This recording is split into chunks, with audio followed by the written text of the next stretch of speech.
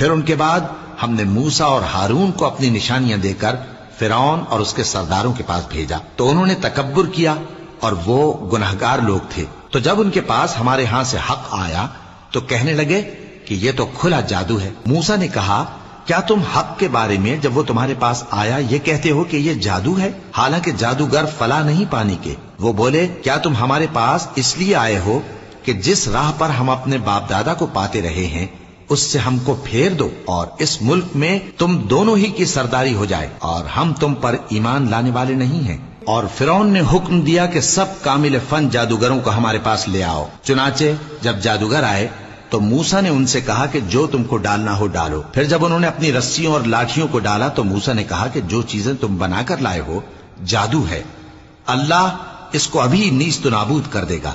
اللہ شریروں کے کام سنوارا نہیں کرتا، اور اللہ اپنے حکم سے سچ کو سچ ہی کر دے گا، اگرچہ گناہگار برا ہی مانے۔ تو موسیٰ پر کوئی ایمان نہ لایا مگر اس کی قوم میں سے چند لڑکے، اور وہ بھی فرعون اور اس کے اہل دربار سے ڈرتے ڈرتے کہ کہیں وہ ان کو آفت میں نہ پھنسا دے۔ اور فرعون ملک میں متکبر تھا اور کبر و کفر میں حد سے بڑھا ہوا تھا۔ اور موسیٰ نے کہا کہ بھائیو، اگر تم اللہ پر ایمان لائے ہو تو اگر دل سے فرما بردار ہو تو اسی پر بھروسہ رکھو۔